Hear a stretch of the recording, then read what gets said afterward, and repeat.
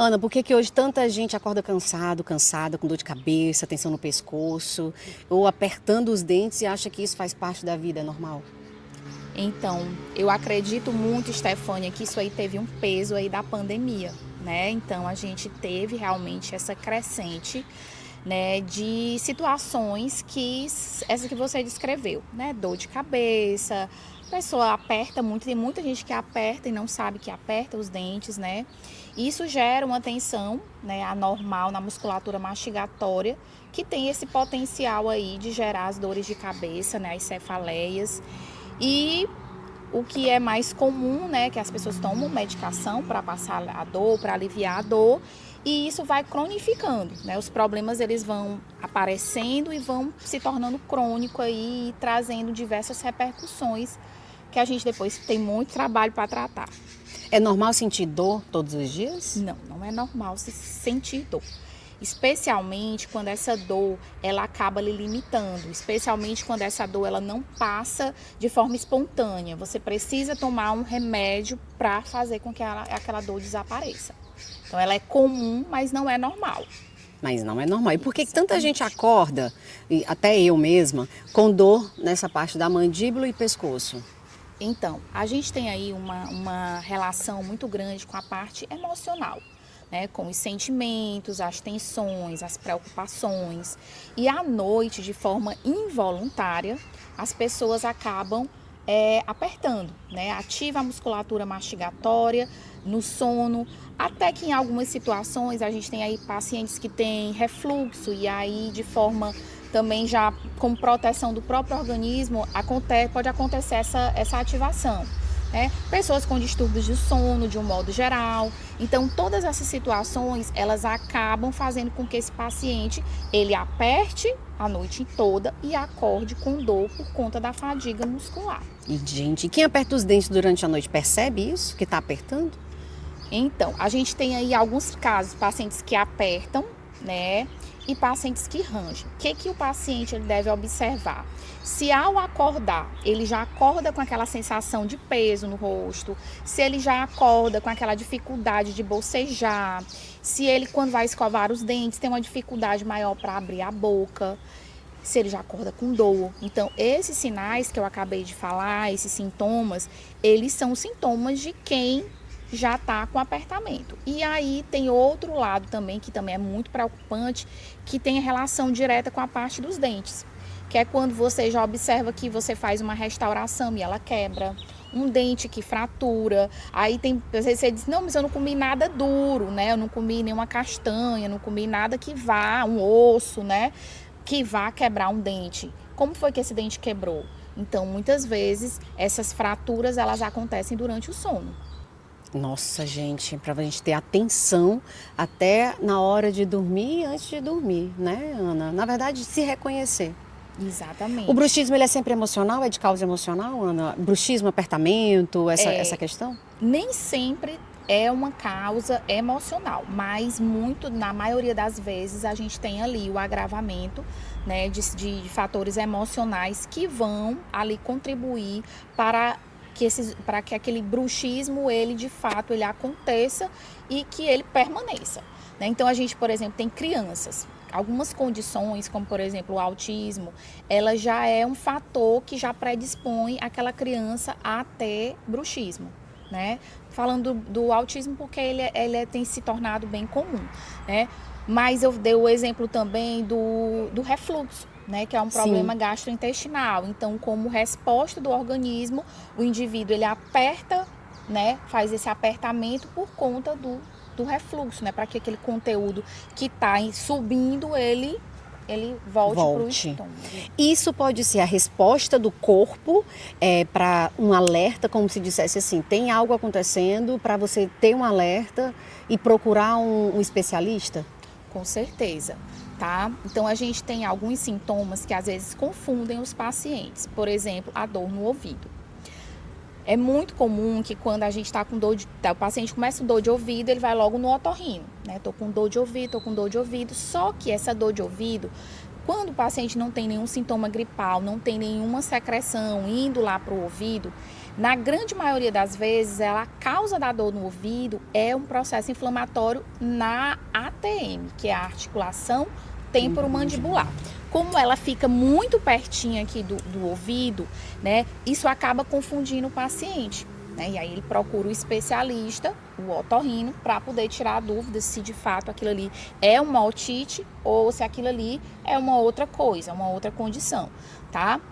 E aí existe também um dentista que ele tem todo um trabalho voltado para as disfunções temporomandibulares, né, que são todas as alterações que acontecem ali na região do rosto, pegando a ATM, e também tem um fisioterapeuta que vai ter um papel fundamental sempre que a condição tiver uma correlação com músculos, com essa ativação que a gente falou, da musculatura mastigatória, e também quando já tem esse processo inflamatório envolvendo a ATM. Então, essa relação que acontece da ATM, zumbido no ouvido, tem toda essa relação com essa tensão muscular e também, já voltando novamente, com a questão da ansiedade? A gente tem aí a gente costuma dizer que os pacientes, eles estão vindo cada vez mais complexos para a gente. Nossa. Né? A gente tem aí pacientes que vêm com zumbido, né? Então, todo zumbido, ele tem como única causa a DTM ou essa disfunção da articulação, processo inflamatório da articulação? Não. O zumbido, ele já é uma condição, né, que tem vários fatores, né? Ele tem muitas causas. Então, para o paciente começar a ter um zumbido, ele precisa ali ter alterações que foram acontecendo ao longo da vida dele. E a gente costuma dizer, né, como até a minha professora gosta de dar o exemplo, é como se aquele copinho fosse enchendo. E aí vem um problema, né, uma separação, a perda de um parente, um estresse muito grande no trabalho, e aquilo ali, o copo derrama. Transborda. Entendi. Né? E aí vem o zumbido. Só que todas essas condições que a gente acabou de falar, do estresse, elas são condições que o nosso corpo ele vai sentindo, ele vai percebendo, né? E aí a gente vai alterando o nosso sono, né, que é importantíssimo. A gente vai priorizando outras coisas de trabalho e esquece a atividade física, tem a questão da alimentação, né? Então, todas essas situações, elas são situações que acabam fazendo com que o indivíduo ele comece a desenvolver o zumbido. E o zumbido, né, quando ele tem esse fundo, essa característica de ter uma correlação, de se modular, que é o quê? Aumentar ou diminuir por tensão muscular ou alterações articulares, a gente diz que é o zumbido somatosensorial, que tem um componente somatosensorial. E aí é uma das áreas que a fisioterapia vai atuar. Ana, você atende hoje mais pessoas com esses sintomas do que alguns anos atrás? Você percebe que teve um crescimento assim maior? Com certeza. Assim que eu me formei, que já tem aí quase 30 anos, não, tudo isso não, mas é por aí, né? Já tenho alguns anos de formada, eu atendia nessa área, muito pacientes de pós-operatório. Que pacientes que sofriam um acidente de moto e tinha fratura no rosto, e aí a gente tinha uma repercussão sobre a região mastigatória e fazia os atendimentos dele, então era muito pós-operatório. Raramente um paciente com bruxismo. Hoje, a grande maioria do público que eu atendo são pacientes que desenvolvem a dor orofacial, né? Seja aqui na região da mandíbula, aqui região de cabeça, até pescoço, e que tem uma relação direta com esses quadros de tensão muscular. Nossa, gente, por aqui... Então mudou totalmente o perfil. Mudou totalmente o perfil, né? A rotina, você acha que essa rotina está adoecendo o nosso corpo? Com certeza. E aí um vilão que a gente tem, né, é o celular. Nossa, eu ia perguntar isso, se essa tensão celular influencia nessa tensão do pescoço, mandíbula. Não só pela postura, né, mas pela facilidade que a gente tem ali, é um objeto que sempre está na nossa mão. Então, antes de dormir, o que é que você está fazendo? Celular. No banheiro, celular. Trabalhando, não é toda coisa com celular. Vai comer. Celular. Então, a mente da gente, quando era para estar dando aquela descansada, não tá. A gente está consumindo alguma coisa, algum tipo de informação. Às vezes a gente está vendo alguma coisa no Instagram que te aborrece, né? Que te deixa chateada. Isso antes de dormir vai atrapalhar teu sono, né? Então, são gatilhos que a gente está o tempo todo ativando no nosso dia a dia. Né? E nos adoecendo. E nos adoecendo. Né? Então a gente não tem mais aquele sono, aquele descansozinho antes do sono. Então fica aquele sono todo cortado, né? Aquele sono que você não consegue relaxar direito. Muita gente, que a gente não falou sobre isso, é muito importante. Muitas pessoas recorrem à medicação para dormir, para melhorar os quadros de ansiedade, mas já existem várias publicações falando, né, exatamente sobre as repercussões dessas medicações no aumento do bruxismo. Né? Ela resolve uma coisa e piora outra coisa. E como consertar isso, Ana? Então aí o ideal é a gente fazer uma reorganizada na vida do paciente. Então a gente costuma dizer que na fisioterapia, antigamente a gente se preocupava muito em lidar, em cuidar, em tratar quadros de inflamação, de mobilidade, de flexibilidade, e hoje a gente tem que ampliar o nosso olhar e a nossa abordagem para uma abordagem mais global, né, mais integral, de enxergar aquele paciente como um todo, de fazer orientações em relação à prática de atividade física, à alimentação, ao sono, né? Então são todas condições que a gente precisa ter, olhar aquele paciente, né? E aí a gente precisa ter uma abordagem um pouco mais ampla para a gente conseguir um resultado mais satisfatório. Dor de cabeça pode ser DTM? Com certeza. Né? Existe aí um grupo de pacientes que possuem a dor de cabeça que tem esse fundo. Por quê?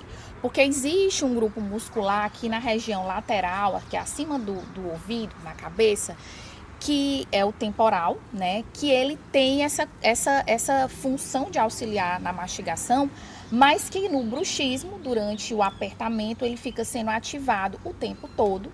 E no sono você ativa o tempo todo, e quando você ativa, recruta excessivamente um músculo, só a gente pensar na academia. Você vai para a academia, puxa lá muito do bíceps, no dia seguinte você tá como? Dolorido. A mesma coisa acontece com os músculos do nosso rosto. Se você fica ativando ele, né, que a gente chama de parafunção, masticando chiclete, roendo a unha, né? Ou à noite ele vai ficar sobrecarregado e vai te gerar uma dor de cabeça. Todo zumbido é problema no ouvido? Então, alguns zumbidos, né, eles têm um fundo ali, né, que tem a ver, por exemplo, com perda auditiva, que tem a ver com o ouvido, né? Mas quase, né, a grande maioria dos pacientes que a gente tem hoje, né, a gente tem ali sempre um fundo ali somado sensorial também naquele zumbido, né? Então toda vez que o paciente chega no consultório, a gente precisa avaliar, né, o impacto que essas estruturas musculares e articulares têm no zumbido do paciente. Mastigar só de um lado faz mal? Mastigar só de um lado faz mal. Você vai ativar de forma assimétrica a sua musculatura. Então, imagina aí que a gente está sempre procurando essa harmonização, harmonia. Você ativa só de um lado, as linhas de expressão vão ficar mais marcadas de um lado, né? O masseter, que é esse músculo aqui da região da mandíbula, que é muito forte, vai ficar mais forte, mais de um lado do que do outro. Então, não é legal. E aí, gera uma compressão maior numa articulação de um lado da ATM, e a outra vai ficar mais Isso pode causar dor e trazer outros problemas? Porque o ossinho aqui é um só, né? Esse osso, ele é um só. Mas se eu acocho ele mais de um lado, ele vai gerar uma compensação que não é o desejado, né? Quando a pessoa deve procurar uma fisioterapia? Toda vez que ela perceber, né, que esses sintomas, eles estão relacionados à tensão muscular e articular. Então, a fisioterapia, ela ajuda, além de tratar o músculo, a articulação, recuperar a função, melhorar a mastigação, organizar essa mastigação, a fisioterapia também auxilia nos processos relacionados ao sistema nervoso. Então a gente consegue relaxar mais aquele paciente, né, que é fundamental para tratar zumbido, cefaleia, dor na cervical. O paciente tem que relaxar. Então ele precisa ali de um suporte, né, que vai trabalhar também o sistema nervoso autônomo, né, que é ele que comanda aí essas tensões todas. E vai ser excelente, né, combinar também com outros profissionais, como por exemplo o dentista. Então muitas vezes o paciente chega na fisioterapia, mas a gente percebe que ele precisa usar uma plaquinha para dormir. Então a gente encaminha para o colega especialista para nos ajudar também. Qual é o primeiro sinal que as pessoas costumam aí ignorar? Tipo assim, tá acontecendo alguma coisa, mas as pessoas deixam passar. Então, eu observo muitos pacientes falando assim, eu senti uma dor, acordei com dor, mas a dor passou ao longo do dia. Então, como a dor passou, ele ignora. Tomou o remédio, passou. E tem pacientes que melhoram com o próprio movimento, né? Ao comer, a dor vai, o músculo vai ativando e a dor vai passando, né? Ao falar, né? A dor vai passando. Então, a dor é um sintoma que muitas vezes os pacientes deixam de lado. Um que eles não deixam, o travamento. Vai, eu fui comer uma maçã, travou. Tá Né? errado. Aí eles já se desesperam, já procuram, aí eles sempre procuram. Quando travou a mandíbula, né, aí eles se desesperam e procuram ajuda. Dormir mal piora o bruxismo? Com certeza. Dormir mal, ele vai ter uma coisa vai alimentando a outra, né? Você dorme mal por causa do bruxismo, né? E quando você vai fazendo com que aquilo ali seja uma rotina, sempre dormir mal, isso vai acabar trazendo repercussões não só para a região do rosto, mas para o seu corpo como um todo. E aí vem aquela questão do remédio, né? E aí vai acabar recorrendo à medicação. Bom, já quase no final, se você pudesse deixar aí um conselho para quem está aí nos assistindo, diante de todos esses problemas que a gente pontuou aqui, dor, estresse, ansiedade, né? Dentro dessa sociedade tão com a correria que a gente vive, qual seria? Então, a gente sempre fala que depois que a pessoa já está com 3 meses, né, aquele problema, ele não é mais um problema agudo, ele já é um problema crônico. E qual é a nossa preocupação? É que uma coisa que seria mais simples de tratar, ela vai ficando cada vez mais complicada, porque o nosso cérebro, uma coisa que estava localizado só ali naquela área, é como se ela comece o cérebro a processar as coisas de uma forma diferente. Então, uma coisa que é muito importante, não normalizar esse tipo de dor, esse tipo de sinal, esse tipo de disfunção, procurar ajuda, né? Procurar ajuda especializada, tá? E o que é um segredo que todo mundo sabe, qual é o segredo para a gente conseguir, é mudança na rotina. É tentar praticar mais a atividade física de forma mais regular, a alimentação, ter um cuidado com o sono, evitar os hábitos parafuncionais de um modo geral, que é essa parafunção, é ficar ativando a musculatura quando não deveria. Mascar chiclete, roer tampa de caneta. Tem gente que está estudando e está roendo a tampa de caneta, roer unha, né?